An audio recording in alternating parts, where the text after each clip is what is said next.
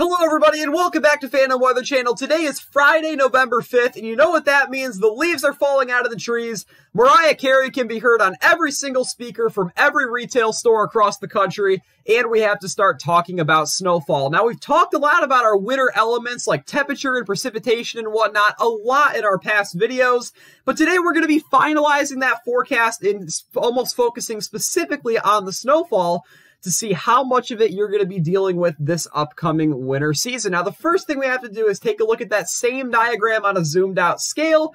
There's a lot of colors on the screen. Let's talk about what those colors mean. What this is a diagram of an El Nino pattern. An El Nino is when we have above average sea surface temperatures across the central and eastern Pacific Ocean. The oceans have a huge influence on our weather across the continental United States, and in this case, it's going to do a couple of major things for us. It's going to bring us two different jet streams. We're going to have a northern jet stream up here in Canada, dipping down into New England from time to time.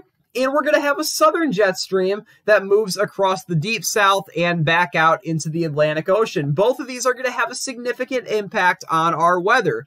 But first, we got to talk about what a jet stream is. A jet stream is a narrow band of very strong winds, sometimes hundreds of miles an hour, in the upper levels of the atmosphere that track our storm systems along. Those areas of high and low pressure that are tracking across the country, a huge reason they're moving the way that they're moving is because they are following the jet stream. Storms track along the jet stream. So we're going to have low pressure systems moving across this northern one and across this southern one. But here's what's going to make this year a lot different. You've heard a lot about La Nina in the past few years, but you haven't heard a lot of El Nino. That's because we haven't had it. And an El Nino usually brings a big gap in these two jet streams across a large portion of the United States. And that's going to play a role as well. A pattern like this, it's going to be warmer than normal across the northern tier of the U.S., very active and wet weather across the southern United States because, again, storm after storm tracking along that southern jet stream, so we're going to have a lot of weather down there. But unfortunately for the Great Lakes and Midwest, if you like snowfall, like me, someone that lives in Michigan that likes snowfall, it is going to be drier than normal over here. And again, yeah, like I said, I'm from Michigan too. I want to cry about it too. I love snow. This is disappointing, but with an El Nino pattern, this is usually what you would expect.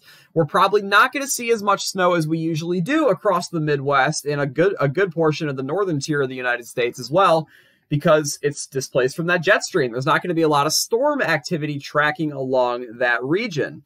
It's going to create a no zone for a lot of significant snows up here. Of course, it's going to snow from time to time. It just may not do it as much as we've been seeing in the past several years.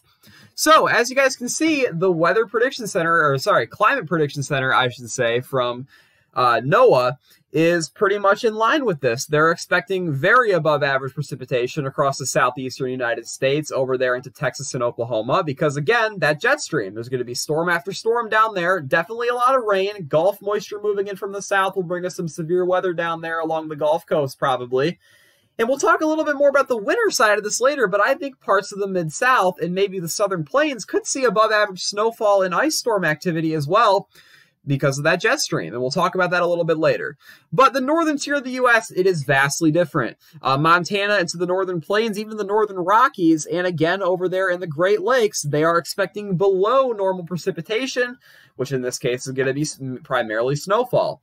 So we're definitely keeping an eye on those two jet stream areas because it's going to have a big influence on how much snow you guys see. And if you live in the Great Lakes or a large portion of the northern tier of the country, you're probably not going to see as much snow as you normally do. And that's just reflected by my snowfall forecast here. So brown is bad, blue is good. That's how we'll call it here.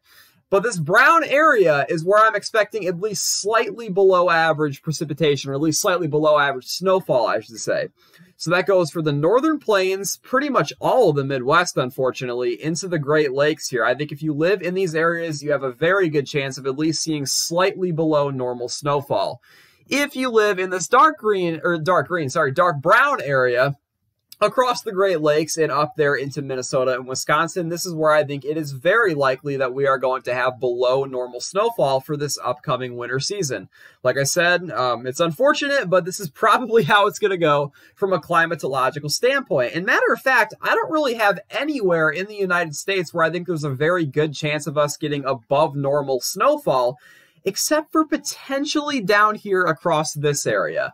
I think that there is a chance if you live in the Red River Valley across the southern Ozarks, the Mid-South, and maybe out there into the Carolinas, we could be looking at least slightly above average snowfall. The reason I say that, well, a lot of these areas are going to be on the northern side of that southern jet stream. The jet stream is just going to be tracking all of our storms, so at the very least, we're going to be seeing a lot of rain and sleet and stuff like that down there across the southern U.S. But just because it's going to be warmer and there's going to be a plume of warm air just north of it here, doesn't mean that we're not going to have bouts of wintertime temperatures. You get wintertime temperatures mixed with above average precipitation, that is how you get snowfall. So I think we could have a pretty active winter down here across this blue shaded area. But other than that, I'm not thinking it's very likely for anywhere else in the country. There is a chance maybe up there in New England, but I'm not confident enough to include it there. I think maybe in New England we can see some bouts of heavier snowfall when the jet stream dips down into the area. But other than that, I think it's going to be a pretty quiet winter for a large swath of the country, especially up there across the Midwest and Great Lakes. So I hope that was helpful. If you guys did find it helpful, be sure to share it out to other people, drop a like on the video, and subscribe. And we will talk to you guys in the next one.